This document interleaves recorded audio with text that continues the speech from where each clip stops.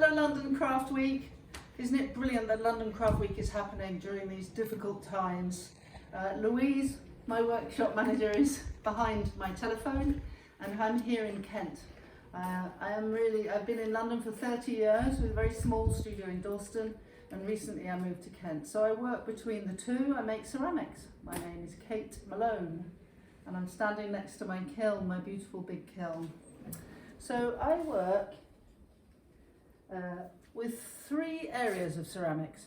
One is decorative art, and you'll see some of the pieces in the studio here this morning. We're mid-flow actually. The kiln has just been emptied and we're reglazing and fresh glazing and grinding and measuring and doing everything. It's quite a sort of harvest time really of the process.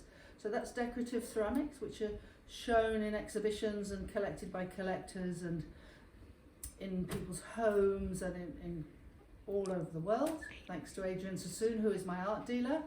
And the second area is public art, and a kiln this size enables me to take on big projects and also to partner with other makers.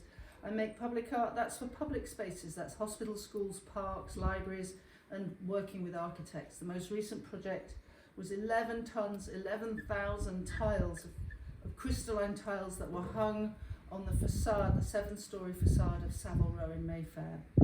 And the third area that I work in, which feeds both the two main areas that I produce, is glaze research. And my particular interest is crystalline glazes, which is quite unusual. As the pieces cool in the kiln, as the glaze that I've put on the pots, painted by hand, cools in the kiln, crystals grow. So a sort of added bonus to normal glazes. And you can see on a piece here that crystals grow during the cooling. It's super saturation of solution, and depending on the cooling you get separation of minerals and crystals growing. And essentially behind this little piece, which isn't yet finished because it's got a piece that needs to be touched up, you can see the shelves of buckets of glazes. Every single glaze has a recipe. Every single glaze has different minerals and ingredients that are weighed out to 0.2 of a gram. And what's in those buckets is indicated by the tile that's sitting on the front of the buckets. And I have shelves of creams, of greens and blues and brighter colours that are there. So in other words, this is my palette. In fact, the glazes don't look at all like when they're finished when you put them on. So you're often working quite blind, like a glaze that's pale powdery pink when you paint it on. After it comes out of the kiln, when it's got to temperature, it's a bright blue. So you're painting kind of blind. And in here, you can actually see, if you follow me, Louise, some pieces that are, this was made at the weekend or finished at the weekend. It's a centerpiece and it's raw clay and not yet bisquified. And yet these have now been turned into ceramic by the bisquifier.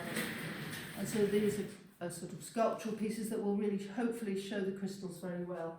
And here are some of the pieces that I made during lockdown that have been bisquified. And sometimes my husband says it looks like different artists have made this, but essentially everything is about nature. So this is about the atom and the fizzing and the atom and the life force that's in the magic of nature, and yet these are literally, this is based on a tulip bulb. And so here we are, hooray for clay.